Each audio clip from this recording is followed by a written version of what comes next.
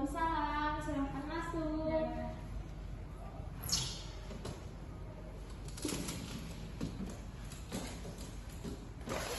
Ada yang bisa saya bantu? Baik, saya Sri Sulastri dari suami saya, Lili Kudoli. Kedatangan saya ke sini akan bertanya-tanya tentang KB. Apakah ibu sudah memiliki anak? Sudah Usianya berapa? 1 tahun. Baik, keputusan ibu sangat tepat untuk menggunakan KB. Di sini saya akan menjelaskan tentang KB. Apakah ibu bersedia mendengarkan? Bersedia. Baik, di sini saya akan menjelaskan yaitu jenis-jenis KB. Di mana KB itu ada KB suntik, pil, implan, kondom, dan juga AKBR. Yang pertama yaitu KB suntik. KB suntik keuntungan dan kelebihannya yaitu KB suntik itu ada 2 jenis ibu, yaitu 1 bulan dan 3 bulan. Nah, keuntungannya itu meningkatkan kenyamanan hubungan suami istri tanpa takut hamil dan dapat dipakai di semua usia dan dalam masa subur. Namun kekurangannya yaitu jika tidak cocok, maka ibu akan mengalami flek hitam dan juga kenaikan berat badan dan penurunan berat badan. KB implan, di mana KB implan ini 3-5 tahun ibu. Nah, untuk keuntungannya sendiri yaitu mampu mengembalikan kesuburan ibu secara sempurna dan tidak menyebabkan kenaikan tekanan darah. Namun kekurangannya itu ibu bisa mengalami sakit kepala, gelisah, dan turun berat badan. Lalu ada kondom. Nah, kondom itu dapat mencegah terjadinya penyakit menular seksual dan dapat digunakan kapan saja.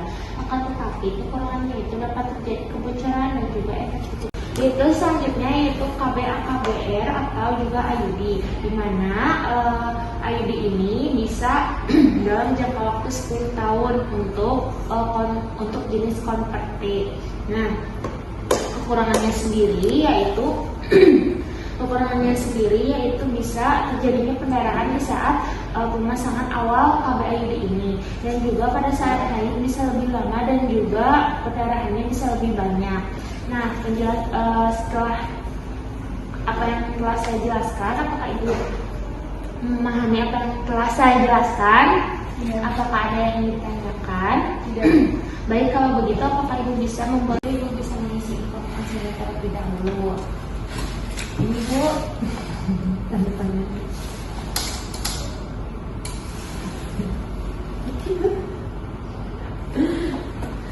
Baik, untuk tindakannya apakah ibu ingin langsung memasangnya sekarang? Sekarang aja. Baik, ibu bisa mengikuti saya ya.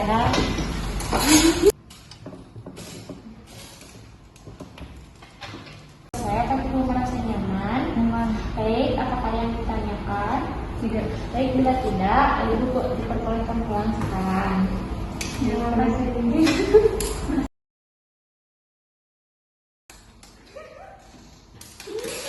Terima kasih Bu.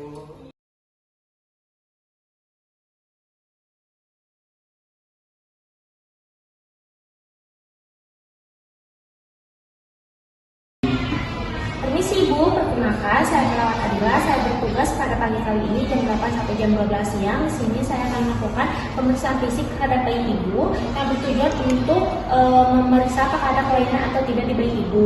Dalam kurun waktu kurang lebih 30 menit. Apakah Ibu bersedia? Di sini baik, bersedia, Ibu bisa memberikan ilmunya.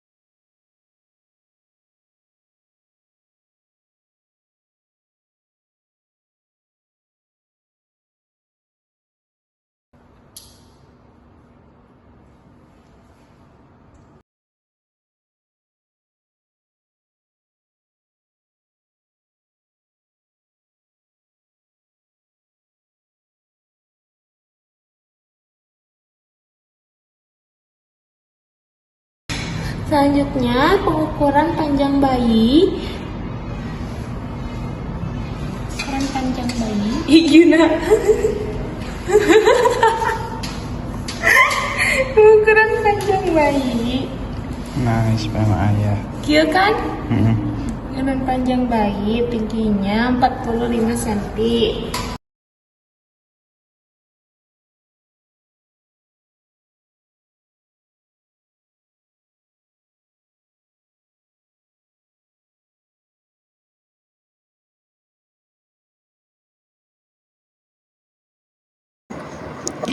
Periksa bentuk kepala bayi simetris atau asimetris, apakah adanya kaput subcutaneum, apakah adanya cepal hematom, apakah ada hidrosepalus atau anencefali, apakah ada tanda molding, dan lakukan pengukuran kepala bayi. 4. Lakukan pemeriksaan kepada telinga bayi, infeksi telinga bayi kanan dan kiri apakah simetris atau Kepala tidak. bayi normal, Apakah 32 cm. Bersihkan menggunakan kapas. Lalu buang ke bengkok.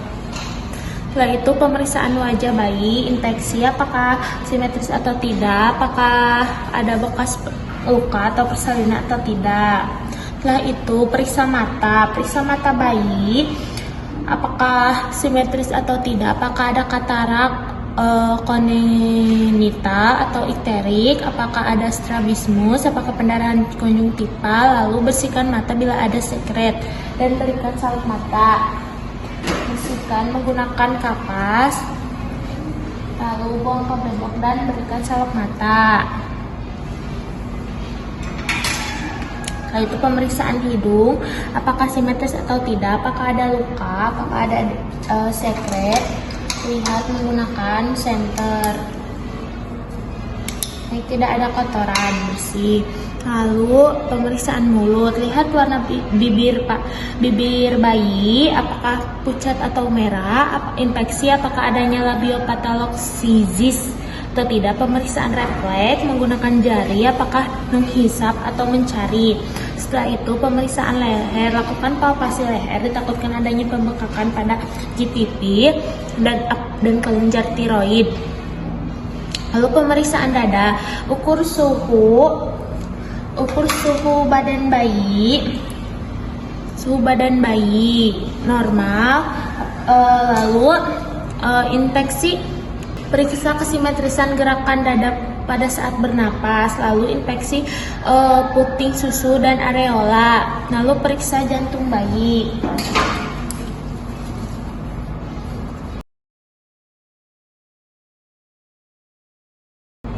Normal. Lalu mengukur lingkar dada bayi. Lingkar dada bayi, permisi ya adek.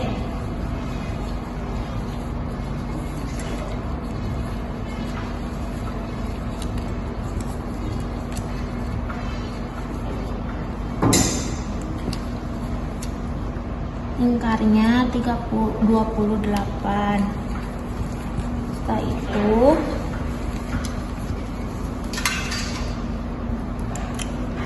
mengukur lingkar dada, melihat pernapasan bayi selama 1 menit.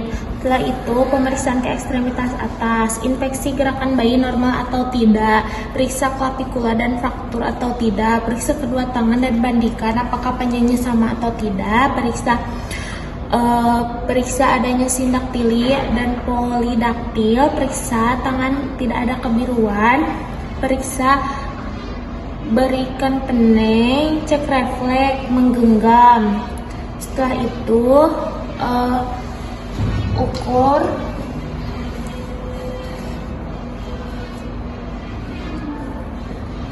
ukur lengan bayi. Lihat.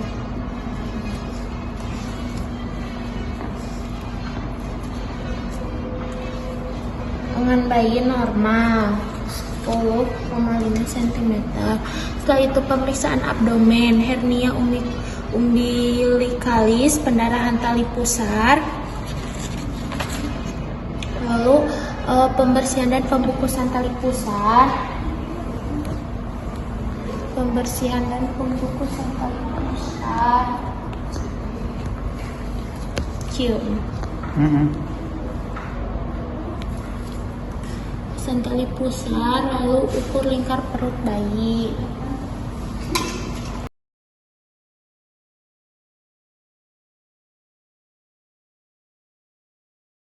Selanjutnya pemeriksaan spina bifida. Pemeriksaan ditakutkan adanya kelainan anus. Angkatkan kaki ke atas, lalu lihat anus bayi. Setelah itu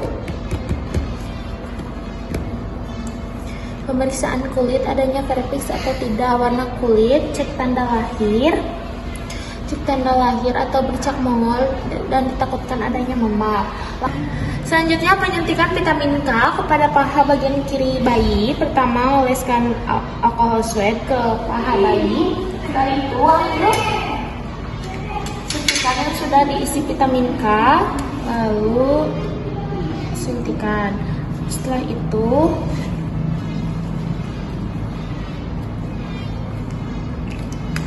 selang 1 jam, lalu berikan lagi. Selang 1 jam, berikan lagi suntikan HBAO pada bayi di paha bagian kanan. Oleskan alkohol sweat, setelah itu suntikan.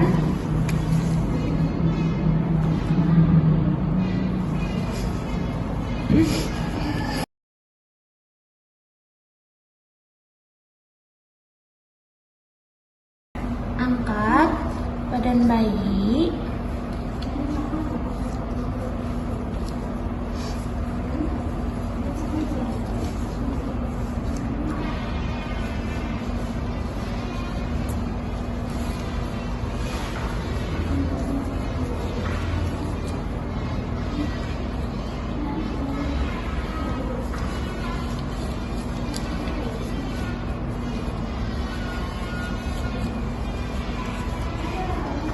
Pasangkan celana.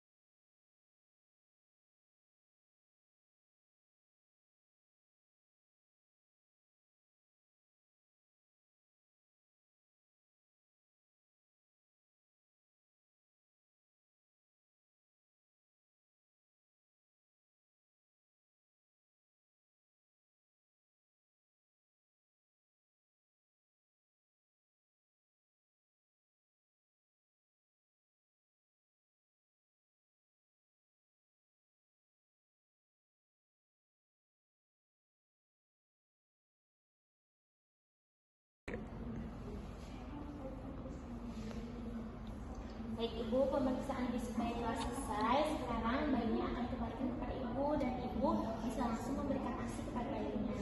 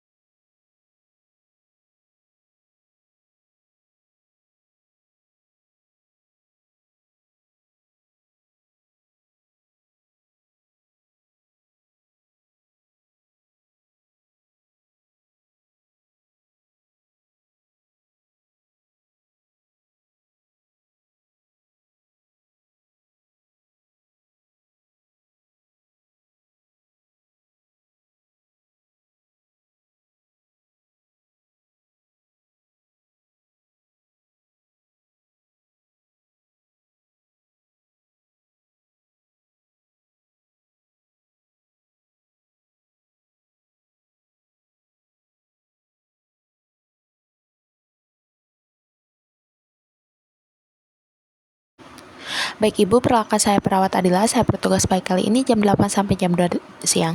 Di sini saya akan melakukan tindakan pemeriksaan fisik terhadap Ibu Nimpas yang bertujuan untuk memeriksa status kesehatan Ibu pasca melahirkan dalam waktu kurang lebih 5 sampai 10 menit. Apakah Ibu bersedia? Baik, kalau begitu saya akan mempersiapkan alatnya dulu. Pertama, periksa tanda-tanda vital pasien dari mulai suhu tubuh, tensimeter, tekanan darah, lalu respirasi dan juga nadi pasien.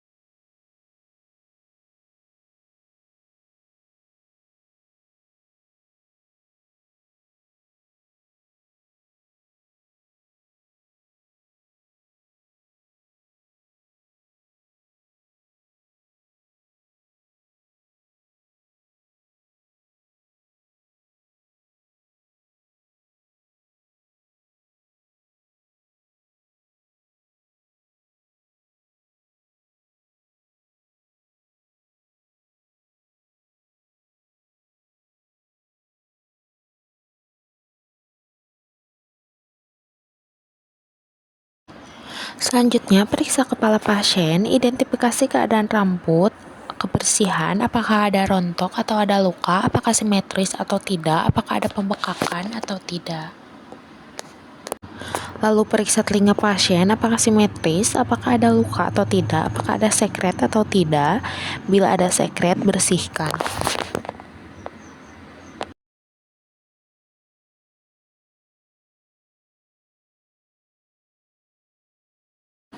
Inspeksi wajah pasien, apakah adanya tanda anemis atau preklasemia atau eklamsia postpartum. Lalu periksa mata pasien, apakah ada pembengkakan atau luka, apakah ada sekret atau tidak, dan cek refleks pupil.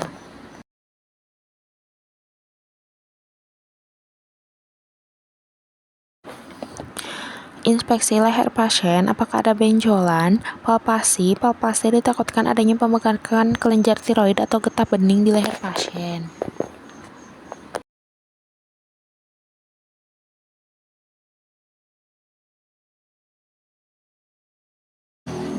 Inspeksi hidung pasien, apakah ada polip atau sekret, dan juga apakah simetris atau tidak, atau adanya luka atau tidak.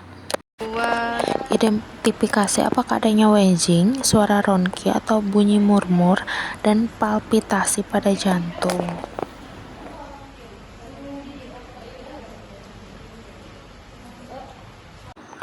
Posisikan pasien dengan tidur telentang dengan lengan kanan dan kirinya diarahkan ke atas. Identifikasi pengeluaran kostum atau ASI, identifikasi adanya penyulitan atau komplikasi pada proses laktasi dari mulai puting susu lecet, tenggelam, atau belum payudara, dan infeksi payudara. Pengeluaran kostum ASI, apakah terdapat kemerahan, odem, puting lecet, puting tenggelam, atau tertarik ke dalam.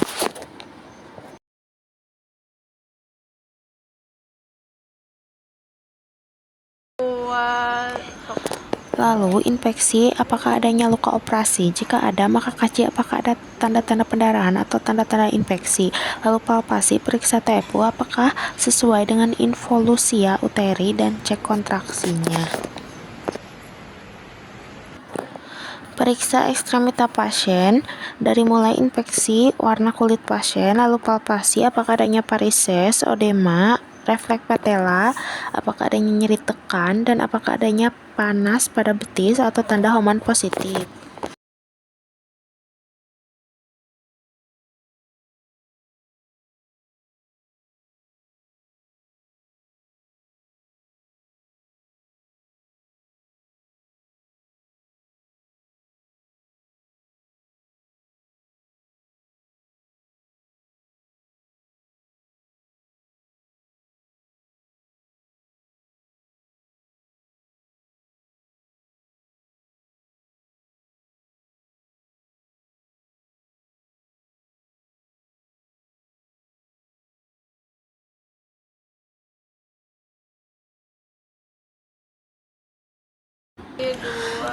Pemeriksaan genitalia eksterna. Pasang perlak di bawah panggul pasien, lalu cuci tangan, dan bantu posisi ibu ke posisi dorsal decumbens. Siapkan kapas DTT dan kasar pada kom, dekatkan bengkok dan pakai sarung tangan steril. Lakukan pulpa hygiene dengan kapas DTT, periksa anogenital apakah ada varises, hematoma, edema, tanda-tanda infeksi, periksa luka jahitan, apakah adanya pus dan jahitan yang terbuka, periksa lokea, warna, konsistensinya, dan baunya, dan apakah adanya tanda pendarahan dan postpartum. Lalu, lakukan pemeriksaan kandung kemih. Pada kandung kemih diperiksa apakah kandung kemih ibu penuh atau tidak. Jika penuh, minta ibu untuk berkemih, dan jika ibu tidak bisa secara spontan, lakukan perangsangan dengan cara mengusap pulpa dengan air atau mendengarkan suara air mengalir. Jika belum berhasil berkemih selama spontan, maka lakukan kateterisasi.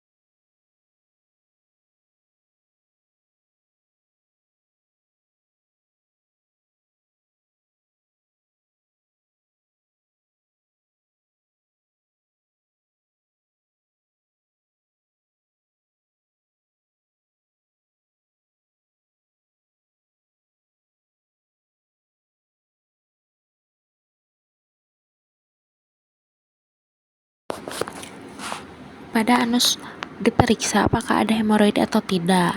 Setelah tindakan, angkat perlak dan pengalas, kemudian lepas sarung tangan dan rendam pada larutan klorin 0,5%.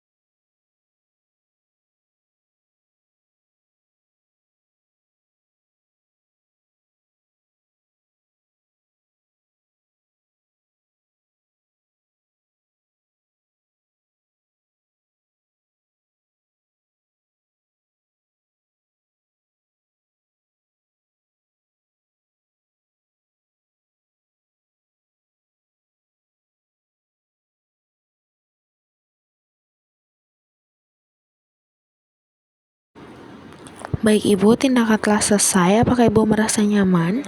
Apakah ada yang ingin ditanyakan? Baik, bila tidak, saya izin pergi dulu ya Ibu. Bila Ibu membutuhkan saya, Ibu bisa memanggil saya ke ruang perawat dengan memencet bel di samping bed Ibu.